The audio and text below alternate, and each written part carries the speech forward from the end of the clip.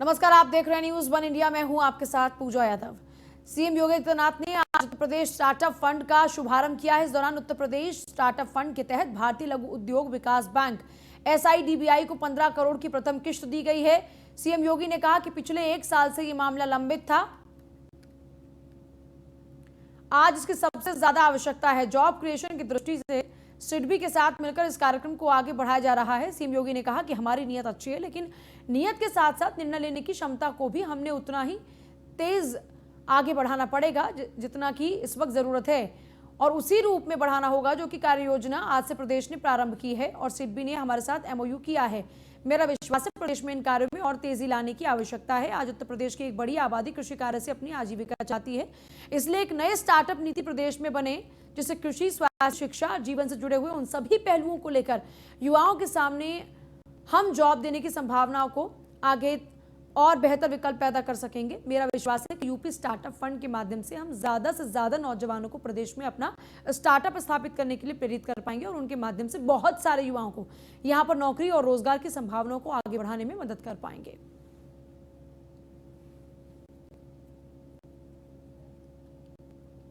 स्वास्थ्य, शिक्षा और जीवन से जुड़े हुए उन सभी पहलुओं को लेकर के जहां पर यहाँ के युवाओं के सामने स्वयं के लिए जॉब देने की उन संभावनाओं को हम आगे बढ़ा सकें, उस रूप में जो कार्य योजना आज प्रदेश ने प्रारंभ की है और सिडबी ने हमारे साथ जो एमओयू आज किया है, मेरा विश्वास है कि जिस दिशा में प्रयास प्रारंभ हुए हैं इसमें और भी तेजी लाने की आवश्यकता है। हमारी नियत अच्छी है, लेकिन नियत के साथ साथ निर्णय लेने की क्षमता को भी हमें उतनी ही तीव्र करनी पड़ेगी। अक्सर होता है कि हम किसी भी अच्छे कार्य को उतनी ही तीव्रता के साथ आगे बढ़ाने के लिए समय पे निर्णय न लेने के कारण एक बड़े वर्ग को उन योजनाओं का लाभ देने से वंचित रह जाते हैं। लेकिन समय पर लिए गए निर्णय और प्रारंभ की गई कार्रवाई बहुत सारे लोगों के जीवन में एक नई दिशा दे सकता है और स्टार्टअप भी इस पॉलिसी के माध्यम से उस एक नई दिशा का माध्यम बन सकता है कि हम पिछले 1 वर्ष से जिस एक कार्य का इंतजार कर रहे थे कि सिडबी के साथ मिलकर के हम एक कार्पस फंड की स्थापना करें, हम देश का सबसे बड़ा इनक्यूबेटर सेंटर उत्तर प्रदेश में राजधानी लखनऊ में स्थापित करें। सीएम योगी ने टीम 11 की बैठक में अफसरों को निर्देश दिए हैं, प्रवासी कामगार श्रमिकों की सम्मानजनक वापसी हो।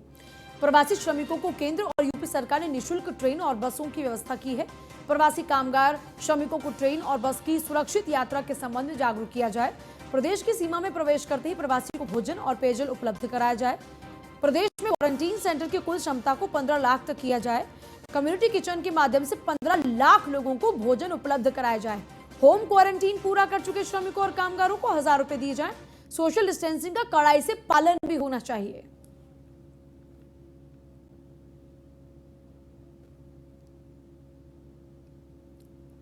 देखिए, सरकार की तैयारियां हैं, सोशल डिस्टेंसिंग का कड़ाई से पालन कराया जाए। सीएम योगी ने टीम 11 की बैठक में अफसरों को यही निर्देश दिए हैं।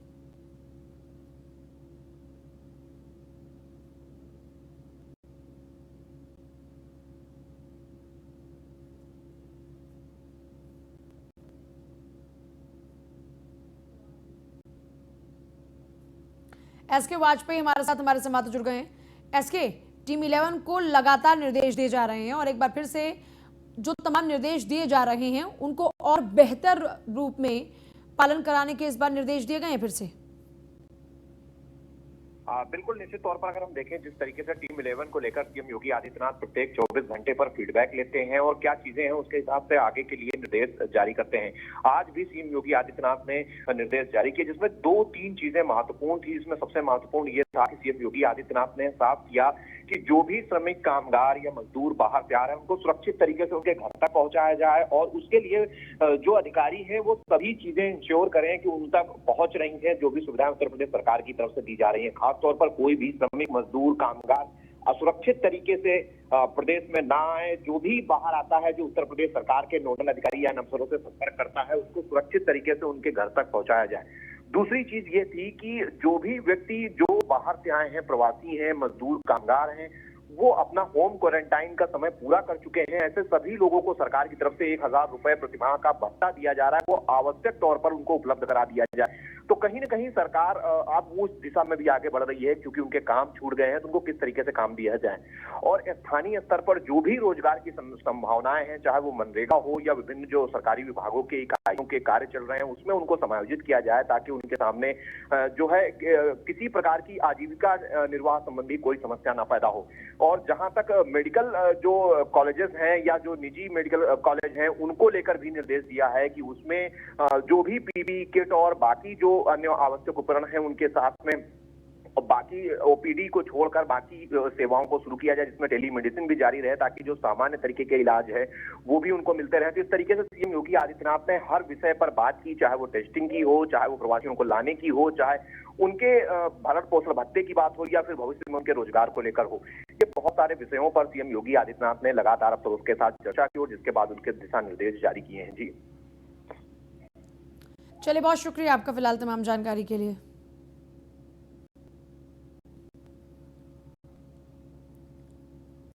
राज्यपाल ने राहत सामग्री वाहन को दिखाई हरी झंडी। 1070 प्रवासी मजदूरों को राहत सामग्री का वितरण होगा। बिना राशन कार्ड वाले परिवारों को भी राहत सामग्री दी जाएगी। राज्यपाल ने राहत सामग्री वाहन को रवाना किया है।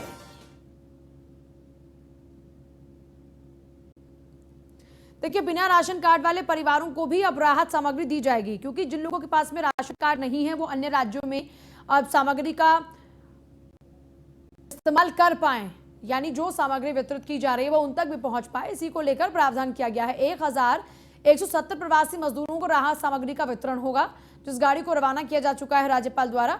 बिना राशन कार्ड वाले परिवारों को भी राहत सामग्री मिलेगी।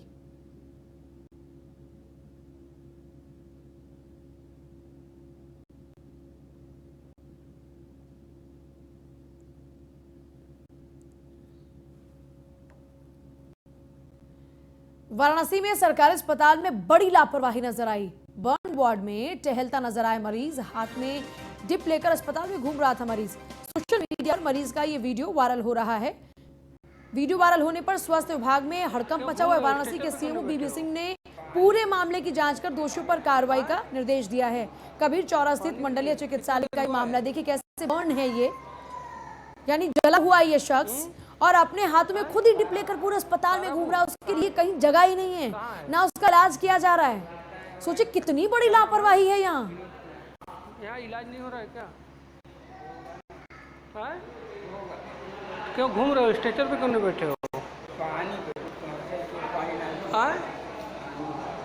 पानी के लिए कितना देर हुआ है?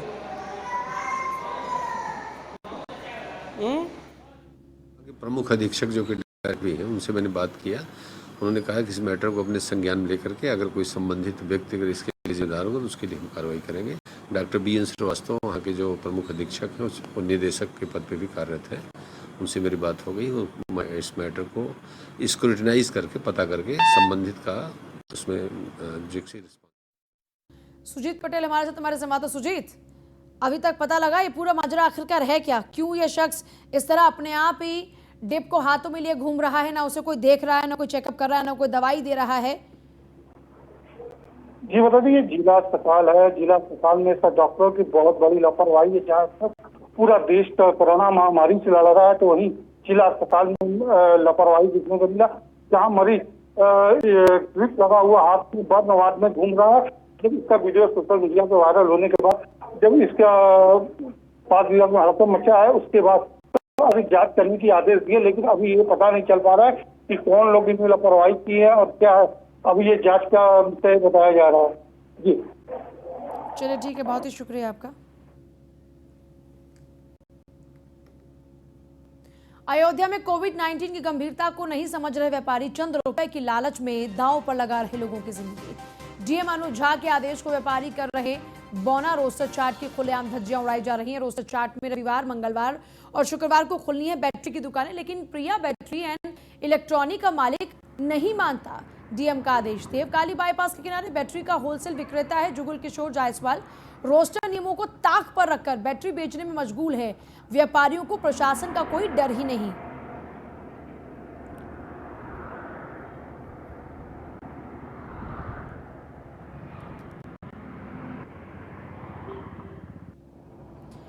राघवेंद्र शुक्ला हमारे साथ ब्यूरो चीफ जुड़ गए अयोध्या से। राघवेंद्र, इतनी मनमानी क्यों?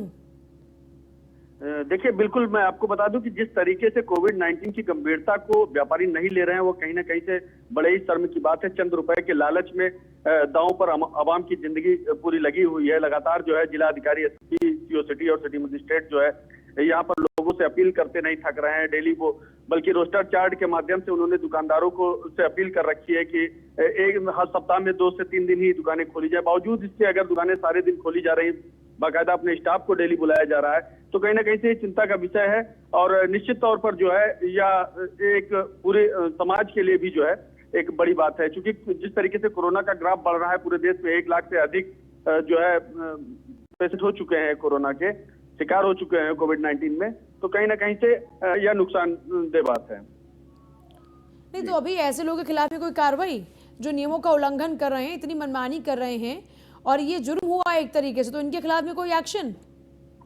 बिल्कुल, देखिए जिस तरीके से न्यूज वन इंडिया अवेयर भी कर रहा है, आगाह भी कर रहा है, चेतावनी भी देता है लोगों को, और ठीक उसी पैटर्न पर प्रशासन भी चल रहा है। तमाम सारे प्रशासनिक अधिकारियों से चूक हो जाती है, लेकिन जब हम खबर को प्रसारित करते हैं तो कहीं ना कहीं से प्रशासन भी जो है तेजी दिखाता है, कार्रवाई होती है। और ऐसे में न्यूज वन इंडिया भी अपने समाज से इस अपील को कर रहा है कि लगातार जिस तरीके से दुकानें खुल रही हैं, फैक्ट्रियां खुल रही हैं और लोग जो है सड़कों पर आ जाते हैं, उन्हें अपने घरों में रहना चाहिए। जिस तरीके से रोस्टर चार्ट जिलाधिकारी के द्वारा बनाया गया है, अयोध्या वासी अपने घर पर रहें, उन्हीं दिनों पर दुकानें खोले जो रोस्टर चार्ट के मुताबिक हैं।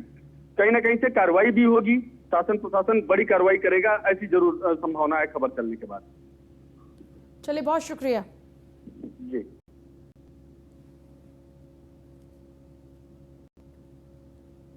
यहाँ खाना पूर्ति कर रहा है, केमिकल को बदल दिया गया है और अब अपनी मनमानी के जरिए लोगों की सेहत के साथ खिलवाड़ कर रहा है। इस बीच खबर प्रयागराज से और बड़ी खबर इस बीच, लाठी और डंडों से पीट पीट कर अधेड़ की हत्या कर दी गई। मौके पर कई थानों की फोर्स मौजूद है। जमीनी रंजिश में इंद्र बहादुर यादव की हत्या कर दी गई। मामले की जांच में जुटी हुई है पुलिस। कोराव थाना क्षेत्र के निश्चितपुर गांव की ये तस्वीर है।